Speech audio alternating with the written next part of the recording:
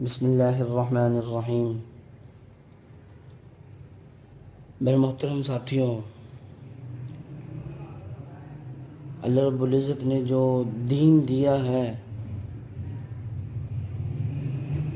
وہ دین روئے زمین پر بسنے والے جتنے بھی انسان ہیں اور جتنے بھی مذاہب ہیں، جتنے بھی فرقے ہیں، ان تمام مذہبوں سے، تمام فرقوں سے سب سے بہترین راستہ دین اسلام ہے۔ اور اسی کو اللہ رب العزت نے پسند فرمایا ہے۔ قرآن میں فرمایا الیوم اکملت لکم دینکم واتممت علیکم نعمتی ورضیت لکم الاسلام دینا، کہ میں نے تمہارے واسطے دین اسلام کو ہی پسند فرمایا ہے۔ اور اللہ رب العزت کے ہاں قابل قبول دین وہ دین اسلام ہی ہے۔ وَمَن يَبْتَغِ غَيْرَ الْإِسْلَامِ دِينًا فَلَن يُقْبَلَ مِنْهُ، کہ اسلام کے علاوہ کوئی بھی راستہ، کوئی بھی دین، کوئی بھی مذہب قابل قبول نہیں اللہ کے ہاں۔ اس لیے اسلام کا ایک ایک طریقہ، ایک ایک عمل بہترین عمل ہے۔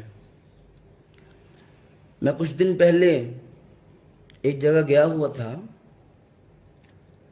وہاں پر ایک ساتھی بتلانے لگے کہ افریقہ کی ایک بات ہے۔ افریقہ کے ایک مسلمان تھا، وہ ایک عیسائی کے مکان میں رہتا تھا کرائے میں، اور اس کی عادت یہ تھی کہ وہ گھر سے وضو کرتا، گھر سے وضو کر کے مسجد میں جاتا نماز پڑھنے کے لیے۔ اب وہ عیسائی اس کو ہر روز دیکھتا کہ یہ بندہ گھر سے وضو کرتا ہے، پھر مسجد میں جاتا ہے عبادت کرنے کے لیے۔ وہ اس سے بڑا متاثر تھا۔ اس نے ایک دن اس کو کہا کہ یا تو اپنا یہ عمل چھوڑ دے یا میرا گھر چھوڑ کر کے چلا جا۔ اس نے کہا کیوں بھائی، میں تیرے مکان میں رہ رہا ہوں، تو یہ پیسے دیتا ہوں، اس کا کرایہ دیتا ہوں، اور دوسری بات یہ ہے کہ میں اپنا عمل کرتا ہوں، عبادت کرتا ہوں، اپنی تجھے اس سے کیا تکلیف؟ تو اس نے کہا کہ بات یہ ہے کہ اس لیے میں تجھے یہ کہہ رہا ہوں کہ میرے دل کے اندر تیرے اس عمل کی وجہ سے اسلام کی حقانیت پیدا ہو رہی ہے، کہیں یہ نہ ہو کہ میں اسلام لے آؤں۔